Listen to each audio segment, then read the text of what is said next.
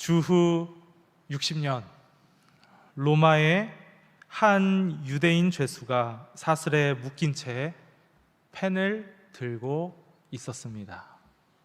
누구일까요? 바로 사도 바울입니다.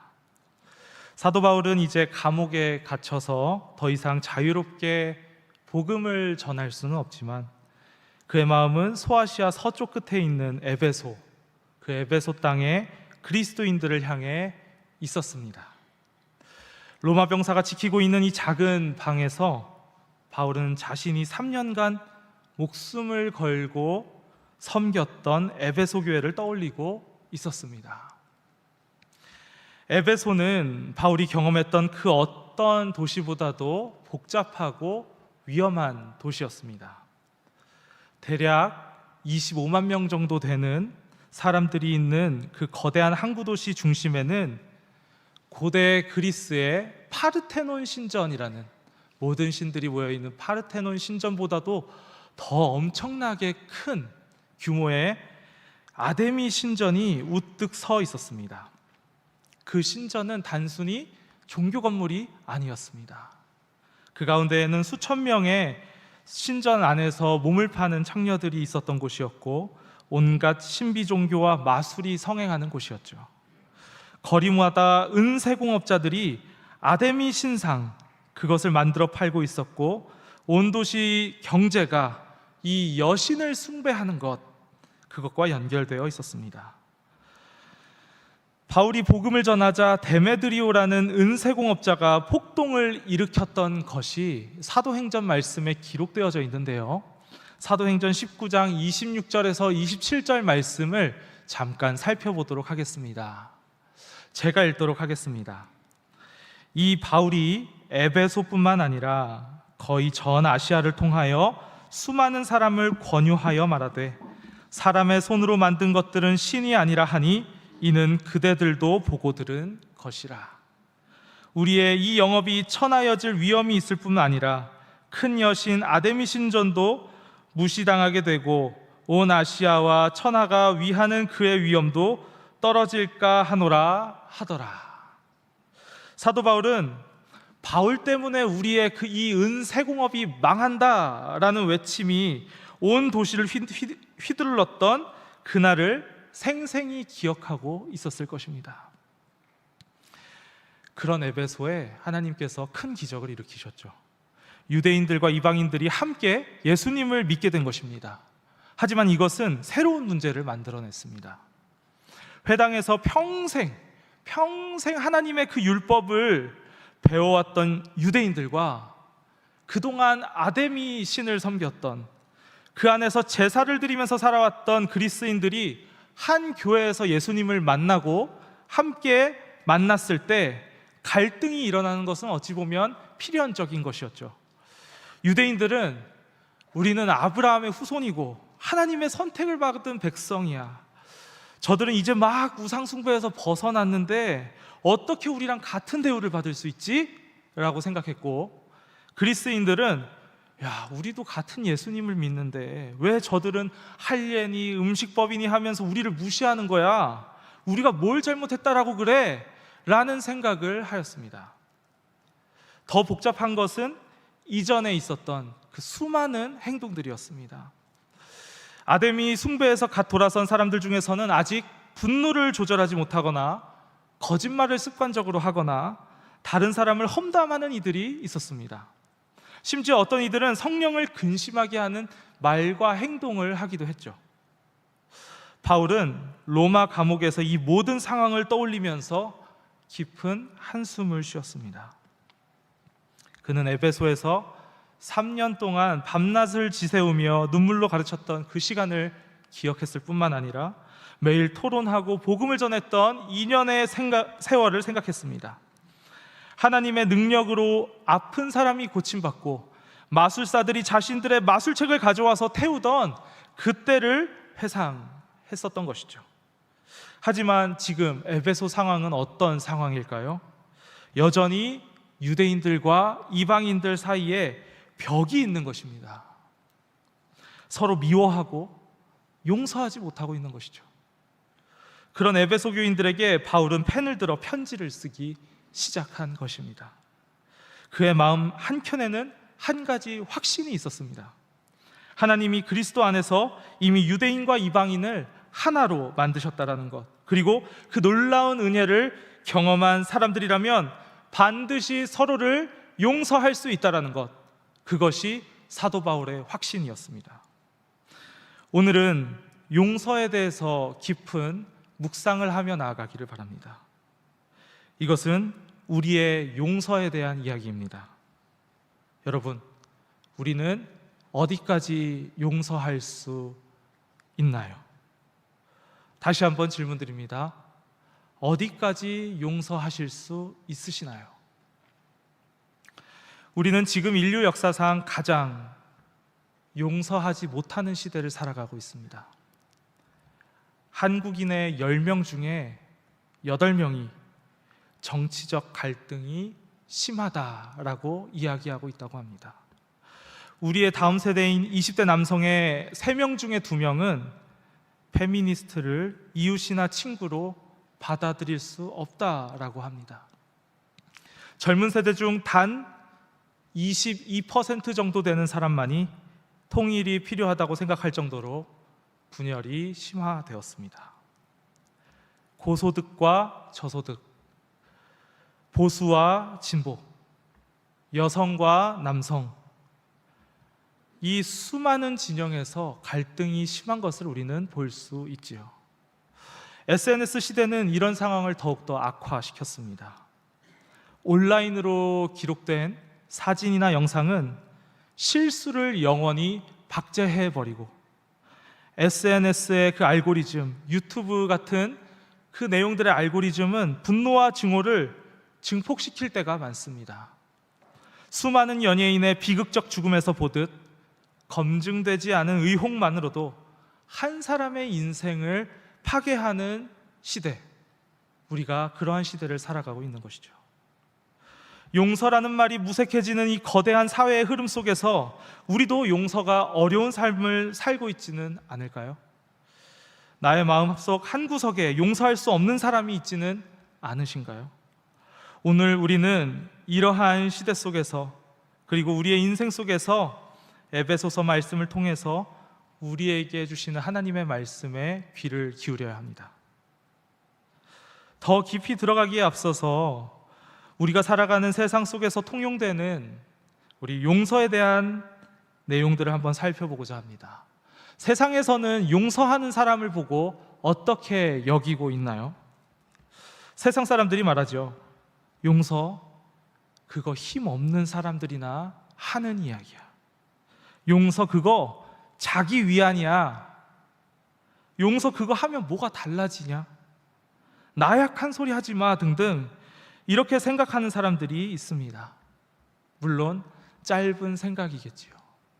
또 다른 한편에서 다른 세상 사람들은 이렇게 이야기합니다. 조금 더 나은 생각을 가지고 있지요. 복수는 복수를 낳는 거야. 용서하는 사람이 이기는 거야 라는 이야기를 하는 세상 사람들도 있습니다. 조금 더 고차원적인 생각이라고 여겨지진 아니하신가요? 신의 성도 여러분, 어떤 생각에 동의하십니까? 한번 생각해 보시기를 바랍니다. 하나님의 말씀은 이 두 가지 차원을 뛰어넘는 말씀입니다. 그렇다고 해서 하나님께서는 하나님을 믿으니까 무턱대고 너는 용서해야 돼 라고 이야기하시는 것 또한 아닙니다. 그렇다면 여기에서 우리는 질문하게 됩니다. 우리는 왜 용서해야 될까요? 왜 사도 바울은 오늘 에베소서 4장 32절의 말씀에서 용서를 권면하는 걸까요? 그 이유는 우리가 구원받은 사람들이기 때문입니다. 그렇다면 구원과 용서가 도대체 무슨 연관이 있는 것일까요? 그 이유를 오늘 말씀을 통해 더욱 깊이 생각해 보도록 하겠습니다. 다시 오늘 말씀을 보겠습니다. 한 목소리로 다시 한번 우리 4장 32절의 말씀, 에베소서 4장 32절의 말씀을 한 목소리로 읽도록 하겠습니다. 서로 인자하며 불쌍히 여기며 서로 용서하기를 하나님이 그리스도 안에서 너희를 용서하심 같이 하라. 아멘. 무엇이라 말씀하고 계신가요? 하나님이 그리스도 안에서 너희를 용서하심과 같이 하라고 말씀하고 계십니다. 다시 말해서 하나님의 용서를 받은 너희들이 이것을 기억하고 하나님처럼 서로를 용서하라는 말이 됩니다. 너희가 먼저 용서받은 자들이라는 사실을 기억하고 용서하라는 것이지요. 이와 관련 있는 아주 유명한 이야기를 해보고자 합니다. 한번 머릿속에서 잘 상상하시면서 들어보시기 바랍니다. 어떤 한 남자가 있었습니다. 그는 너무나도 배가 고파서 굶주림에 허덕이는 그 조카들을 위해서 빵을 훔쳤습니다. 그러다가 현행법으로 잡힌 그는 그 빵을 훔쳤다라는 죄목으로 무려 징역을 5년이나 살게 됩니다. 그가 억울했을까요? 안 억울했을까요? 억울했습니다. 그렇기 때문에 5년 동안 너무 억울하니까 4번의 탈옥을 시도했으나 실패했습니다. 그래서 그는 자그마치 19년의 징역을 살게 되었습니다. 그 19년의 세월이 흐른 뒤 그는 세상에 대한 증오와 원망만 남게 되었습니다. 19년이 지나서 출소 후에 겉으로 보기에는 자유를 얻었지만 전과자라는 그 과거 때문에 일도 찾지 못했습니다. 더욱 절망적인 상황으로 빠지게 된 것이죠. 그러다 우연히 교회에서 숙식을 해결하게 됐는데 세상에 대한 그 증오가 가득했던 그 남자는 깊은 밤에 그 목사를 살해하고 그곳에 있는 은식기를 훔쳐서 나갈 계획을 세웠지만 결국 그 목사를 죽이지 못하고 그냥 물건만 훔치고 도망가게 되었습니다.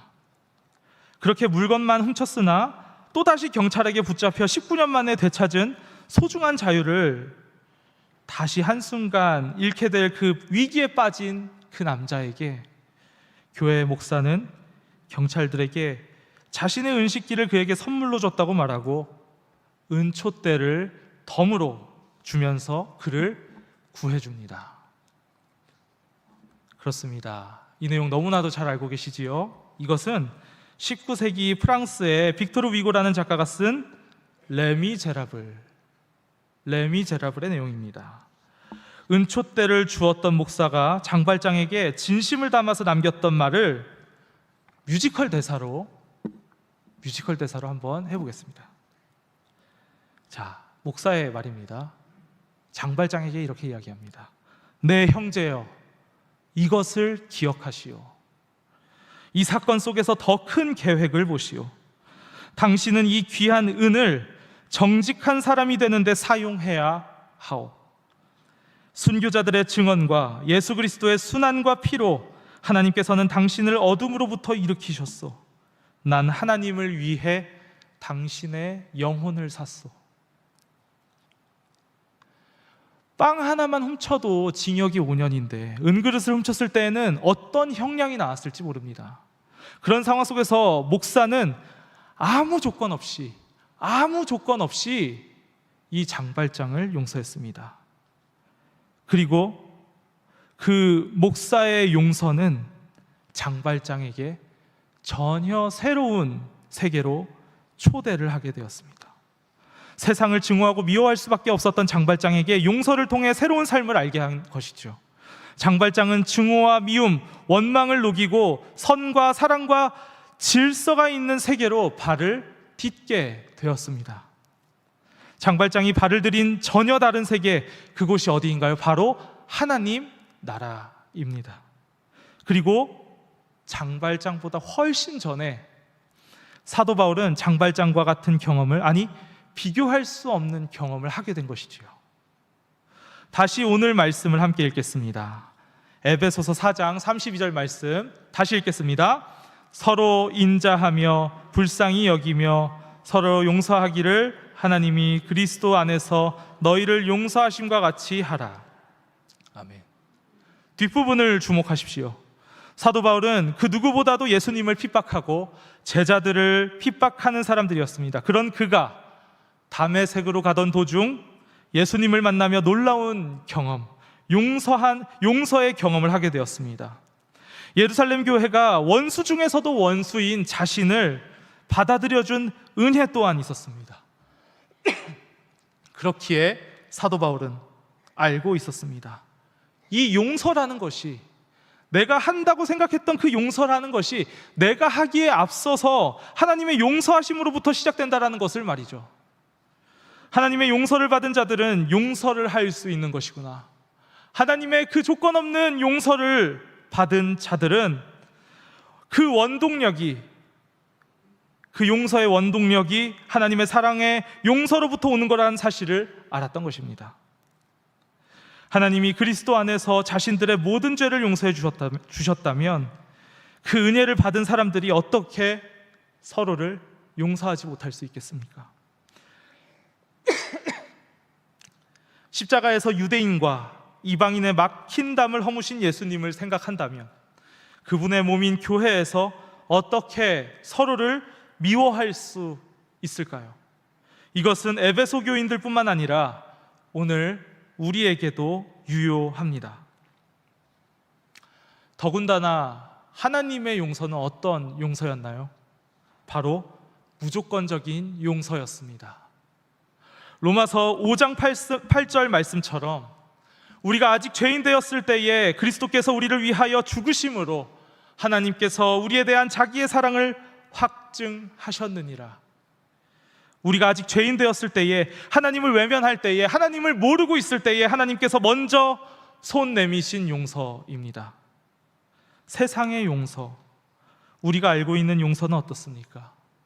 적어도 상대방이 용서할 만한 자세가 되어 있어야, 뉘우칠 기색을 보여야만 용서를 해줄까 말까 하지요. 이와 같은 용서와는 결이 많이 다른 것입니다. 용서할 만한 사람, 뉘우칠 만한 사람이 하는 용서와는 분명히 다른 것이지요. 우리는 이러한 하나님의 용서를 알고 있는 사람들입니다. 하나님이 우리를 용서하시고 구원하셨기 때문입니다. 그 용서를 이미 받은 사람들입니다. 그렇기에 우리는 하나님께서 죄인된 우리를 아무 조건 없이 용서하셨기 때문에, 그 은혜를 우리가 알고 있기 때문에 다른 사람을 용서할 수 있는 것입니다. 그렇기에 구원받은 자들의 삶은 용서의 삶이 되어야 합니다. 하나님의 용서를 더욱 분명히 우리 삶 속에 자리 잡아 나가게 해야 되는 것이지요. 하나님의 은혜가 하나님을 외면하고 도망갔던 그의 자녀들을 붙잡으시는 그 무한하신 사랑이 내 삶에 자리 잡으면 자리 잡을수록 나를 중심으로 펼쳐졌던 모든 악독과 노함과 분냄과 떠드는 것과 비방하는 것이 사라지고 용서가 자리 잡게 될 것입니다. 이렇게 말씀을 드리고 보니 제가 참 용서를 쉽게 이야기하는 것처럼 느껴질 수도 있겠습니다. 그렇지만 사실 저도 용서가 참 어렵다고 느끼고 그 사실을 너무나도 잘 알고 있습니다. 이렇게 아는 대로 할 수 있다면 이렇게 지금 이 자리에서, 오후창 예배 이 자리에서 이 말씀을 전할 필요도 없을 것입니다. 더욱이 하나님 앞에서 부끄럽지 않을 정도로의 용서에는 우리가 턱없이 모자른 용서들을 하고 있기에 이렇게 용서하자라는 말은 벌써부터 우리에게 부담으로 다가올지도 모른다는 생각을 하게 되었습니다. 왜일까요? 우리에게는 심정적으로나 상황적으로 비교적 쉽게 할 수 있는 그 용서들도 분명히 있지만, 그 무게가 무거운 용서, 정말 용서하고 싶어도 용서할 수 없는, 도저히 감당할 수 없을 것만 같은 쉽게 할 수 없는 용서들이 있기 때문입니다.